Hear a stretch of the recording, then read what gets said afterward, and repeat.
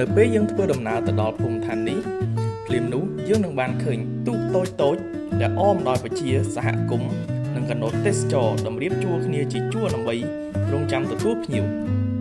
ការធ្វើដំណើរទៅកាន់កំពង់ភ្លុកគឺជាគោលដៅទេសចរមួយដែលមិនគួរអាក់ខានព្រោះនៅទីនោះភ្ញៀវទេសចរជាតិនិងអន្តរជាតិអាចទស្សនាបានជាមួយនឹងផ្ទាំងទស្សនីយភាពប្លែកៗនិងសម្រស់ធម្មជាតិដែលអាចស្វែងយល់អំពីជីវភាពរស់នៅ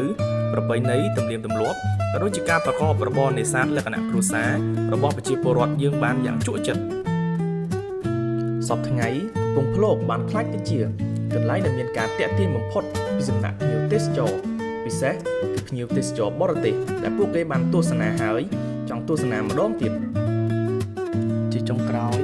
Happy Resort សៀមរាបបានត្រៀមខ្លួនជាស្រេចសម្រាប់ផ្ដល់នូវសេវាកម្មទេសចរយ៉ាងសម្បូរបែបនិងល្អឥតខ្ចោះនៅក្នុងខេត្តសៀមរាបមានមគ្គុទ្ទេសក៍ទេសចរផ្ទាល់ខ្លួន